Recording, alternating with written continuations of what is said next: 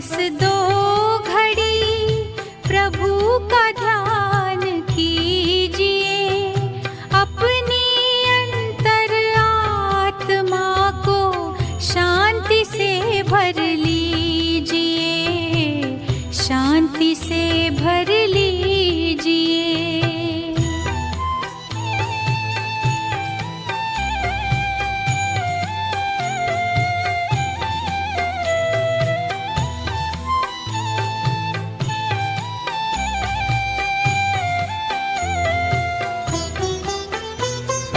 मानव जीवन में जैसे सत्कर्म का ज्ञान जरूरी है, हर कर्म से पहले प्यारे प्रभु का वैसे ध्यान जरूरी है। अपने दिल के दामन को आनंद से भर लीजिए, आनंद से भर लीजिए, प्रेम से बस दो घड़ी।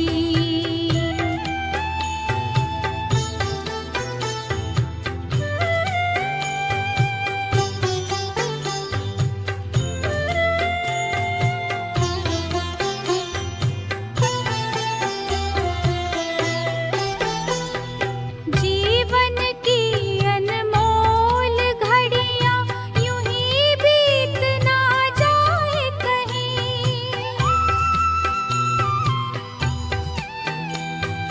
मायावी जंजीरें मन को आकर्षित कर पाए नहीं। दीप जलाकर ज्ञान का मन को रोशन कीजिए, मन को रोशन कीजिए, प्रेम से बस दो घड़ी प्रभु का ध्यान कीजिए, अपनी अंतर आत्मा को शांति से भर लीजिए, शांति से भर लीजिए, प्रेम से बस दो घड़ी।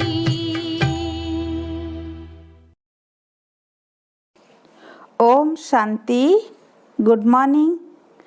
29 मई 2021 साकार मुरली, बाप दादा मधुबन। मीठे बच्चे, जैसे बाबा प्यार का सागर है, उनके जैसा प्यार दुनिया में कोई कर नहीं सकता। ऐसे तुम बच्चे भी बाप समान बनो, किसी को रंज नाराज मत करो। प्रश्न, किस प्रकार के ख्यालात चलते रहे तो खुशी का पारा चढ़ा रहेगा? उत्तर, अभी हम ज्ञान रत्नों से अपनी झोली भर रहे हैं, फिर यह खानियाँ आदि सब भरपूर हो जाएगी। वहाँ सतयुग में हम सोने के महल बनाएंगे। सेकंड पॉइंट, हमारा यह ब्राह्मण कुल उत्तम कुल है। हम सच्ची सच्ची सत्यनारायण की कथा, अमर कथा सुनते और सुनाते हैं। ऐसे ऐसे ख्यालात चलते रहे तो खुशी का पारा चढ़ा रहेगा। ओम शांति। बच्चे बाप की याद में बैठे हैं। यह श्रीमत अर्थात श्रेष्ठ श्रेष्ठ मत मिलती है।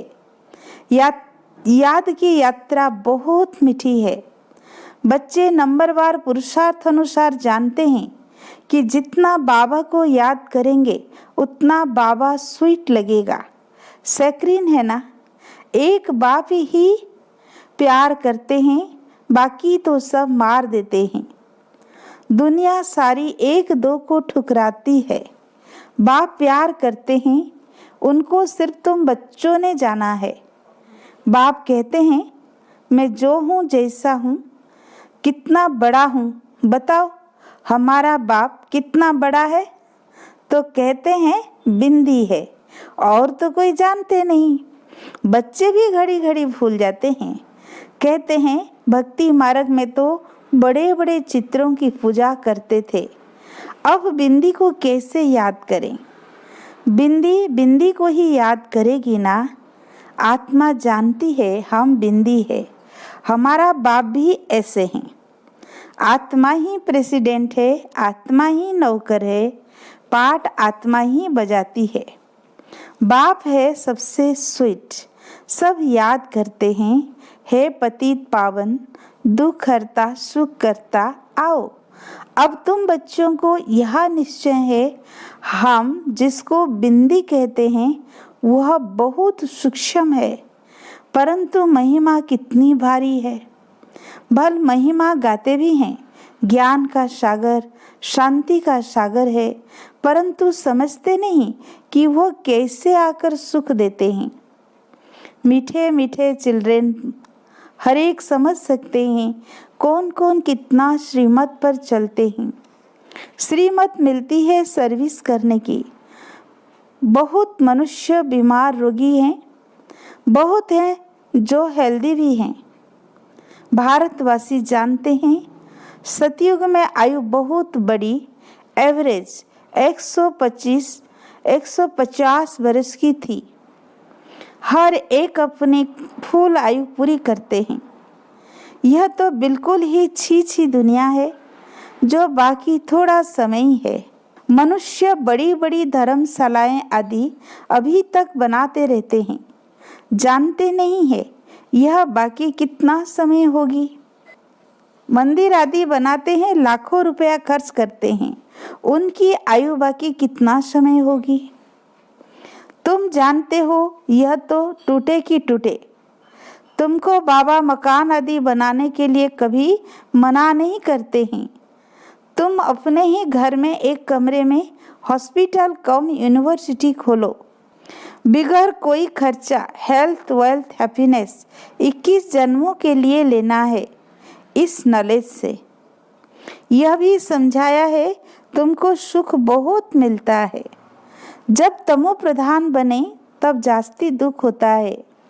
जितना जितना तमो प्रधान बनते जाएंगे उतना दुनिया में दुख अशांति बढ़ती जाएगी। मनुष्य बहुत दुखी होंगे, फिर जय जयकार हो जाएगी। तुम बच्चों ने जो विनाश दिव्य दृष्टि से देखा है सो फिर प्रैक्टिकल में देखना है। स्थापना का साक्षात्कार भी बहुतों ने किया है। छोटी बच्चियां बहुत साक्षात्कार करती थी, ज्ञान कुछ भी नहीं थी। पुरानी दुनिया का विनाश भी जरूर होना है। तुम बच्चे जानते हो बाप ही आकर स्वर्ग का वर्षा देते हैं, परंतु बच्चों को फिर पुरुषार्थ करना है ऊंच पद पाने का। तुम बच्चों को बाप बैठ ये सब बातें समझाते हैं, वो थोड़े ही जानते हैं कि बाकी थोड़ा समय है। बाप कहते हैं मैं हूँ दाता, मैं तुमको देने आया हूँ। मनुष्य कहते हैं पतित पावन आओ, आकर हमको पावन बनाओ। बाबा कहते हैं पहले तुम कितनी समझदार थे, शतो प्रधान थे, अभी तो तमो प्रधान बन पड़े हो। तुम्हारी बुद्धि में भी अब आया है। आगे थोड़े ही समझते थे कि हम विश्व पर राज्य करते थे। तुम विश्व के मालिक थे, फिर जरूर बनेंगे।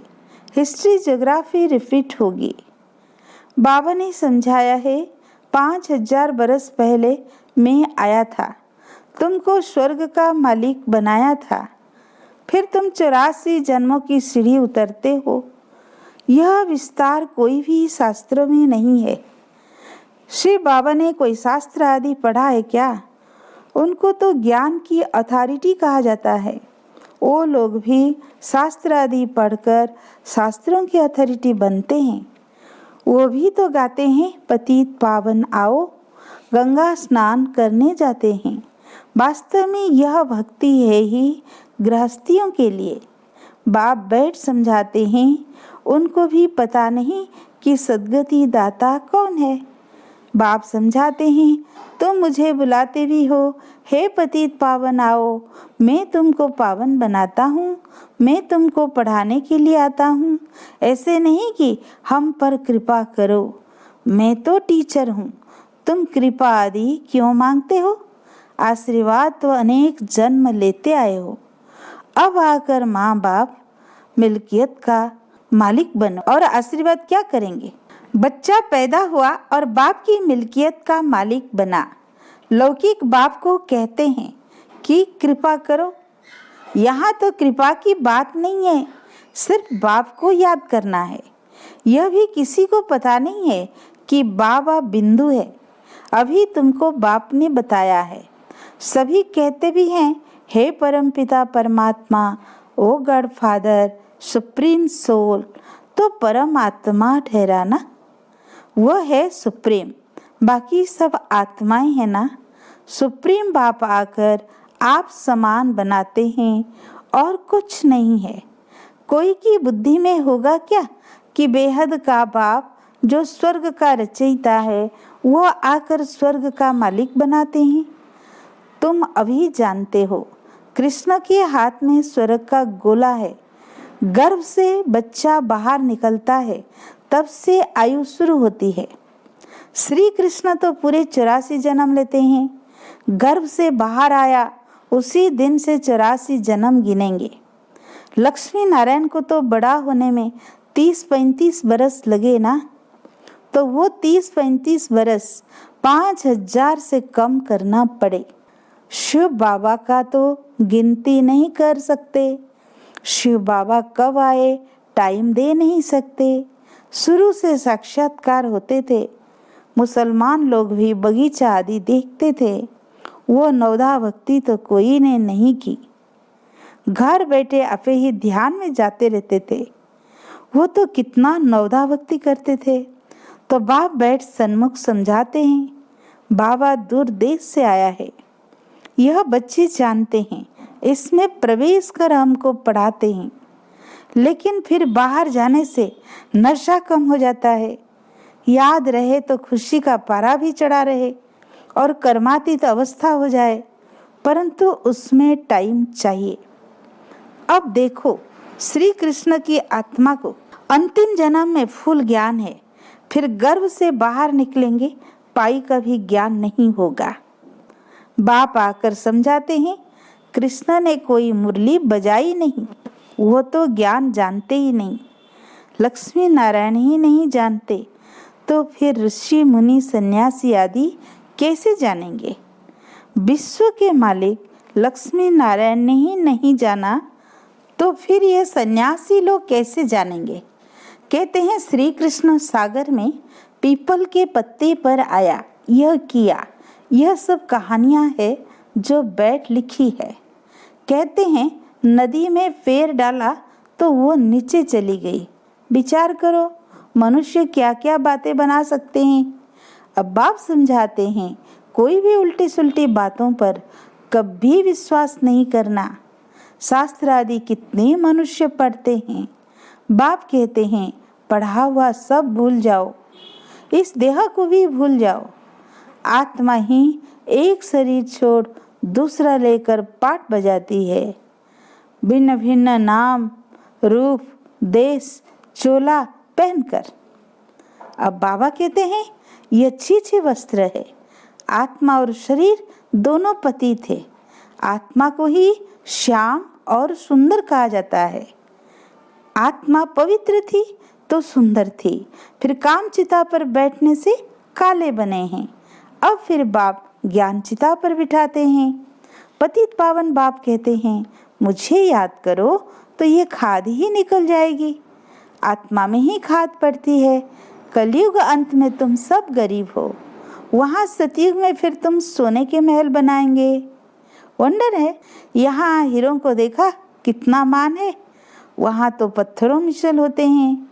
अभी तुम बाप से ज्ञान रत्नों की झोली भर रहे हो।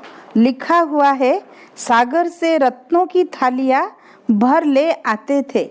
सागर से जितना भी चाहिए उतना लो, खानियाँ ही भरतू हो जाती है। तुमने साक्षात्कार किया है। माया मच्छंदर का भी खेल दिखाते हैं। उसने देखा सोने की ईंटें पड़ी है, ले जाता हूँ। नीचे आया तो कुछ था ही नहीं, वहाँ तो सोने के ईंटों के महल बनाएंगे। ऐसे ऐसे ख्यालात आने चाहिए तो खुशी का पारा चढ़े।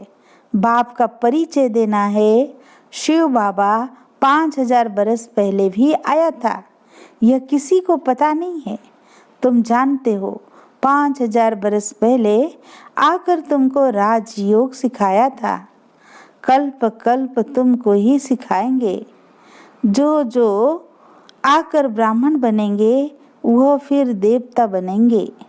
विराट रूप भी बनाते हैं, उसमें ब्राह्मणों की चोटी गुम कर दी है। ब्राह्मणों का कुल बहुत उत्तम गाया जाता है, वह है जिस्मानी, तुम हो रूहानी। तुम सच्ची सच्ची कथा सुनाते हो। यहाँ सत्यनारायण की कथा अमर कथा है। तुमको अमर कथा सुनाए अमर बना रहे हैं। यह मृत्युलोक खत्म होना है। श्री बाबा कहते हैं मैं तुमको लेने आया हूँ। कितनी ढेर आत्माएं होगी।